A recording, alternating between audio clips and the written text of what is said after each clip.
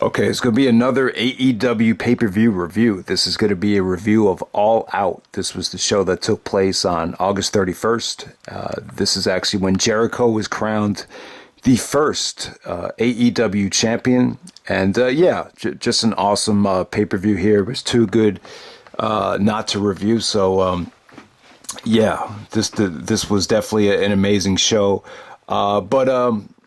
Yeah, we actually have an AEW pay-per-view on Saturday. If you didn't know, it's actually Double or Nothing. And I don't know,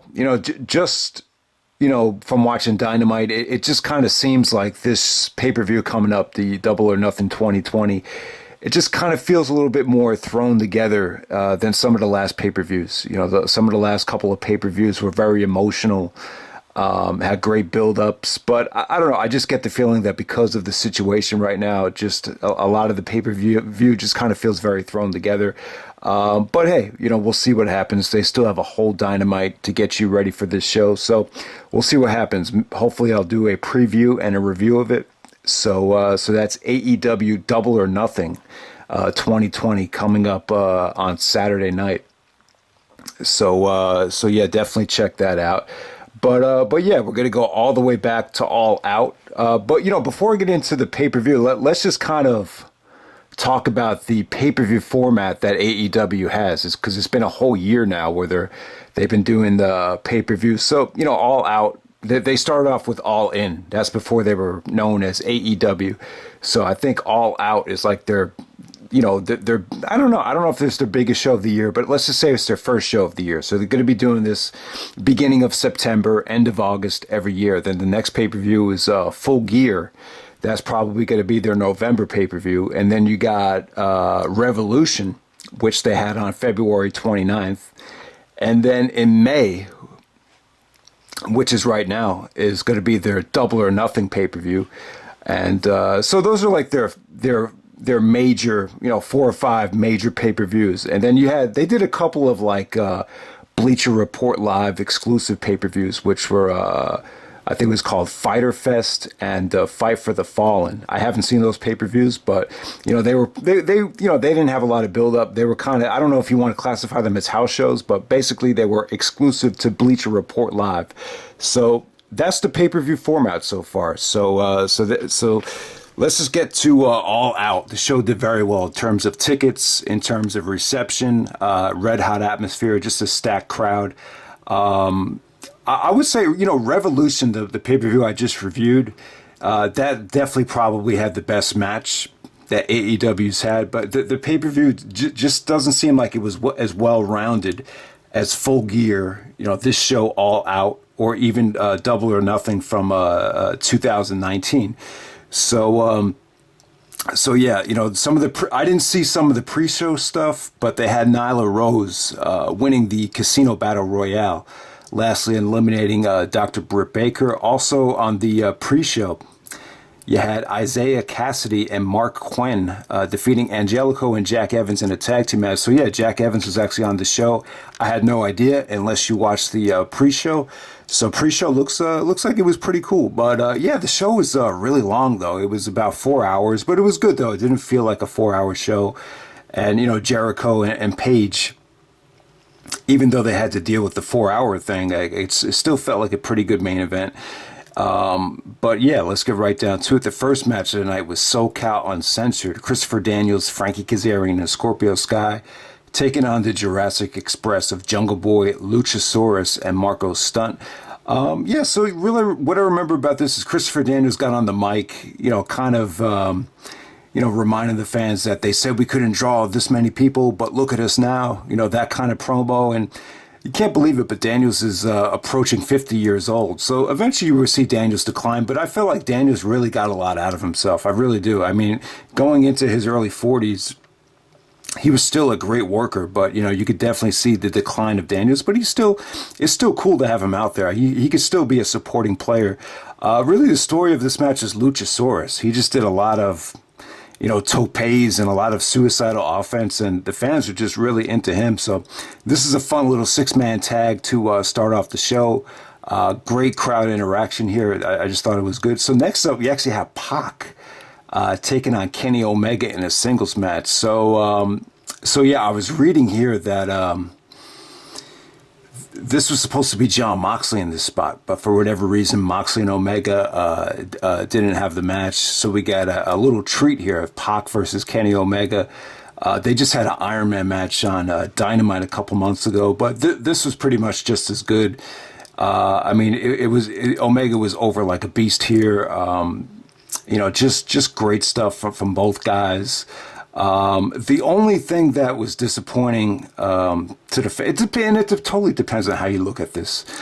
I mean, Pac actually won the match with his submission to Devastator, which is kind of like an abdominal stretch and somewhat of a choke. I don't know how you want to classify it. Maybe the abdominal stretch into like a crossface, and Omega passed out by a referee. The referee stopped the match. I don't think Omega officially passed out, but the ref stopped the match. It wasn't like Omega tapped or anything, and the fans were just booing like crazy. They just did not like the finish. And then some people were arguing, if Kenny Omega is supposed to be your biggest star, why is he losing to Pac in that fashion?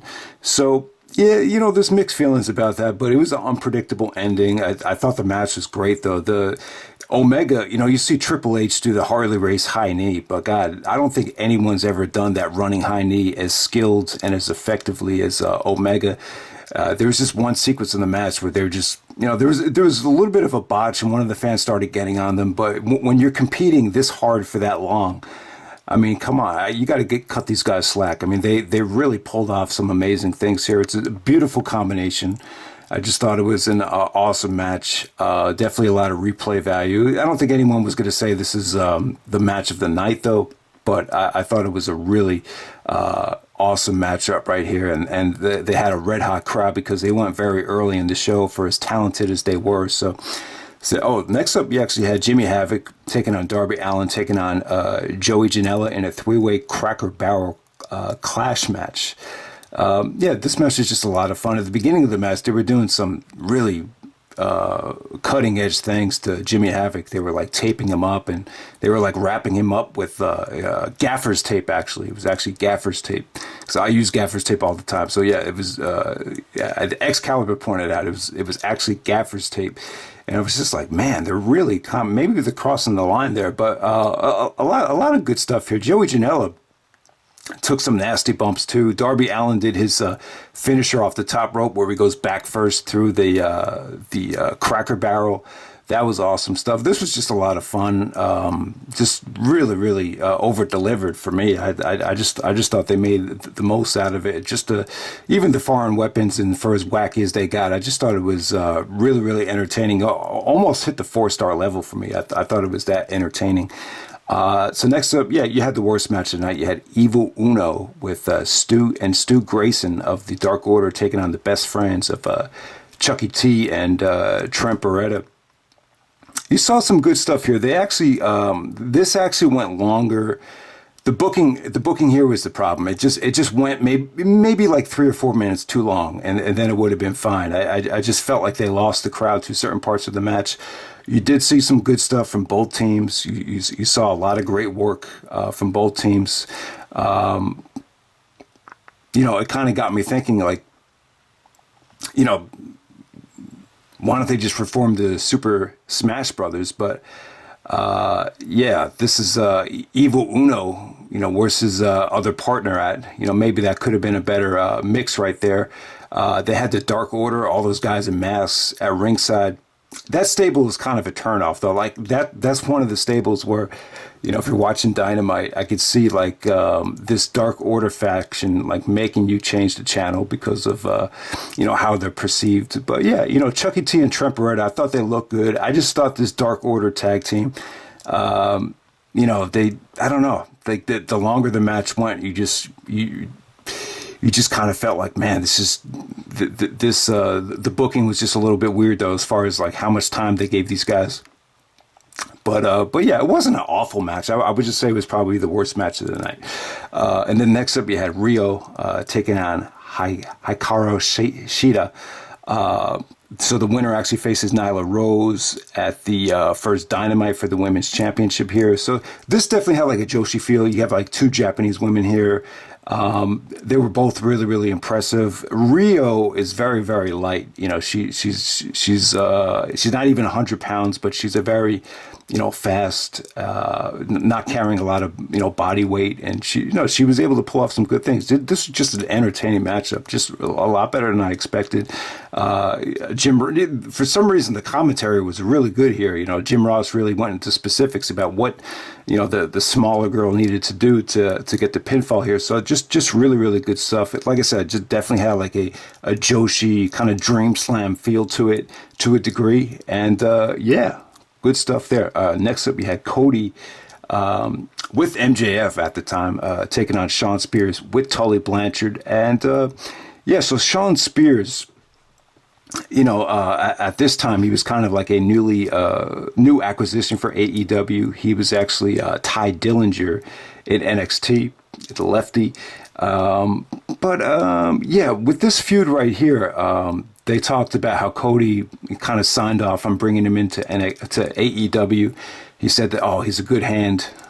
And maybe he took exception to that, Cody calling him a good hand. So Shawn Spears actually clocked Cody with the steel chair out of nowhere. So pretty emotional build up to it. The whole thing, they actually teased the MJF heel turn here, but this is not where it happens. So you had Tully Blanchard involved because the storyline was he knew how to get under a Rhodes skin more than anybody, because he had the history with Dusty Rhodes and the Four Horsemen, all that stuff. Arn Anderson came out, delivered a spine buster, which got a huge pop, huge ovation. So a lot of knowledgeable wrestling fans in the crowd that are very familiar with the history of the NWA. So, but the match is very good though. This is a victory that Cody needed going into the first Dynamite. He actually won with the Crossroads, but there was tons of interference here. Shawn Spears looked good though. He had a really, really nice offensive move on the steel ramp, which came off pretty brutal. But Cody goes over Shawn Spears.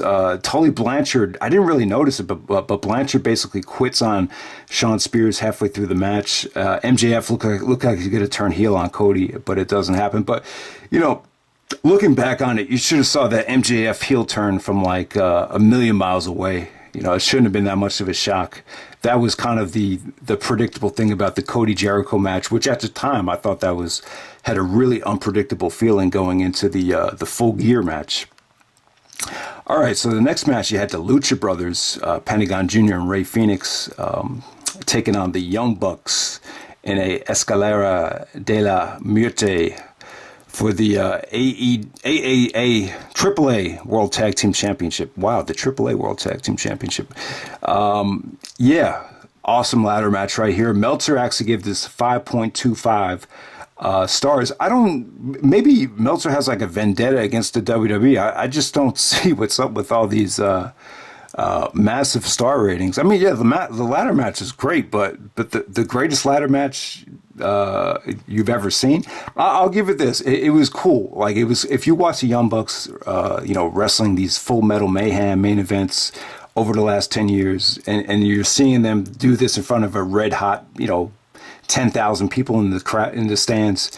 It has a great feeling to it, and the match was great. I wouldn't say it's the greatest ladder match of all time. In terms of athleticism and spots, it's definitely up there. I really enjoyed it. The Lucha Brothers are awesome in terms of using the ropes, using if you know how to use the ropes when you're falling off the ladder, it just makes for a really mind blowing. Matchup right here where you can use the ropes as you're falling off the ladder, and their offense from the ropes are just incredible here. Even JR said I've never seen anyone use the ropes as effectively as the Lucha Brothers. Maybe Eddie Guerrero would be like the only one I could think of that could come close. But the Young Bucks were, Nick Jackson took some nasty bumps here. There was even the Shawn Michaels Armageddon spot where Triple H knocks Shawn off the ladder onto the two tables. I think it was Nick Jackson when he took the bump. Like he just didn't clear the table, and he looked like he fell on his head. So that was a really, really nasty bump. And yeah, you know, the Lucha Brothers going over was just refreshing. You know, it just would have felt a little bit stale to see the Bucks win a match like this. But hey, man, you know, I thought it was awesome. You saw some tremendous super kicks out of midair too from the Bucks. I mean, the match is really good. I just felt like some of the bumps were just so devastating and hard to watch that it was a little bit of a turnoff. It had a little bit of that dark feeling where, man, you don't want to see these guys get hurt. So if anything hurt the match for me, that would be it. But I would definitely say match of the night. I would go 4.5. I just think greatest ladder match of all time. You know, 5 stars. I would just say that's kind of pushing it, but and then the main event, you had Chris Jericho taking on Adam Page for the inaugural AEW World Championship, and yeah, you know, I'm going to give Jericho credit here to wrestle in the main event of a 4-hour show on a card with this much young talent and still have a match like this. It shows you. It's like a middle finger to anyone in WWE that, you know, doubted Jericho or thought he should be second match on WrestleMania. It's a huge middle finger to them. And I was glad that Jericho had a match this good. And like I said, they had the crowd against them here. You know, when you put on a ladder match like that, or you have a show featuring this much talent, it's draining. It's draining to start doing Boston Crabs and, you know, in-ring psychology, you know, types of matches. It's not easy to get the crowd involved. But Jericho, man, I'll tell you, like I said, man, he takes his time. The matches don't feel rushed. They got off to somewhat of a slow start, but they keep building and building and building. Jericho actually got busted open from the eye, so the match definitely had a lot of drama. Page hit all his offense here. He looked a lot better as the match progressed. He even took some nasty bumps, but yeah, Jericho goes over in a pretty roller coaster ride of a match right here. You know, he actually wins the match with the Judas effect, which is like a forearm to the face out of nowhere, which is a good finisher for Jericho. You know, that's one of the problems that Jericho's had, I think, in the WWE. You know, the Lion Saw was a cool finish at first, but it just seemed like when he became a main eventer, like it wasn't good enough. You just felt like a lot of people didn't want to lose to it, like you know who. But you know, I felt like Jericho always had a tough time with the second finisher besides the Walls of Jericho. You know, at one point he was using the breakdown, which The Miz eventually ended up, you know, taking from Jericho. I'm trying to think if Jericho had any. Oh, the Code Breaker. Code Breaker was a dope finish. And, you know, Jericho got that from Marufuji. So that was like Jericho's finisher in, you know, 2008. But yeah, the Judas effect, you know, it fits the heel version of Jericho. So I like the finish. Definitely, probably not the match of the night, but for Jericho to have a match like this at 49 years old in the main event of a stacked pay-per-view, it shows you how much talent he still has. And yeah, and it was a good decision too. I think Jericho going into Dynamite as the first AEW champion, good decision. It's a little bit different than the Angle stuff. You know, when Kurt Angle, you know, the issue with Angle and TNA, it wasn't the fact that he was champion. I think Kurt, you know, should have been champion. It's just how Kurt was being booked over some of the talent that I think was a little bit head scratching. But the fact that Jericho was AEW, the first AEW champion, you know, going into TNT, you know, the best channel on cable. It definitely needed to be done, so I have no gripes with that. So this is an awesome pay-per-view. I felt like this was a little bit more well-rounded than the Revolution show, but yeah, man, you still have the pay-per-view coming up, Double or Nothing on Saturday. Hopefully AEW could get us excited with Dynamite, and I really hope it's a good show. So, all right, that's pretty much it, guys. Hope you enjoyed the video, and take care. All right.